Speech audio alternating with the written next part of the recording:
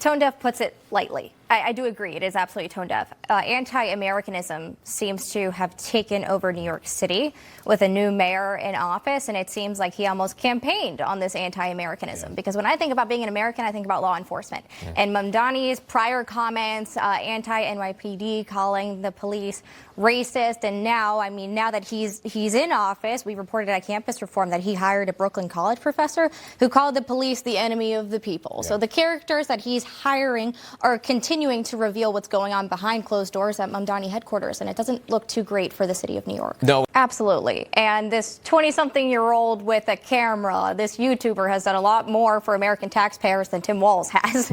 It's pretty remarkable. The Leering Center, or the Laundering Center, is the defining image of Walz's failures here, and yet Governor Tim Walz has not taken accountability. He's pointed fingers. He's pointed fingers and said, oh, this right-wing YouTuber. He's also pointed fingers at the Trump administration and says that the administration has come out with sensationalized numbers. But really, the administration here is on the side of the taxpayer, and that's one of the most effective things that this administration has done, is uncover waste, fraud, and abuse. And I expect to see a lot more of that in 2026, particularly looking at Ohio next. Well, Venezuelans are celebrating down in Miami. I was born and raised in Miami-Dade County, and I can tell you that every single year growing up in school, elementary school, middle school, high school, we would have new students come in every single year because their families were escaping Venezuela or Cuba or wherever else.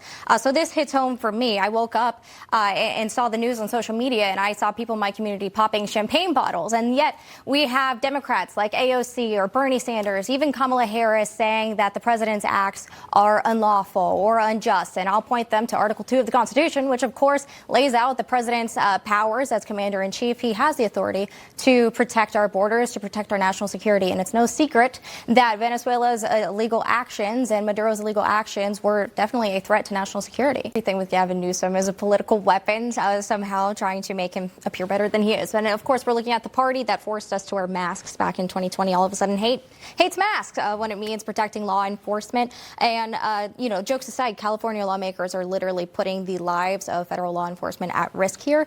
And a major concern that I had in 2025 was of course, when the Department of Homeland Security reported that 1,000% increase in assaults on ICE agents. And I came on your show and I talked about, I uncovered this website run by a former university professor that uses artificial intelligence and facial recognition technology to help dox these ICE agents. And in 2026, I want to see the Department of Justice crack down on these websites. There's many of them because that 1,000% statistic needs to go down to 0%.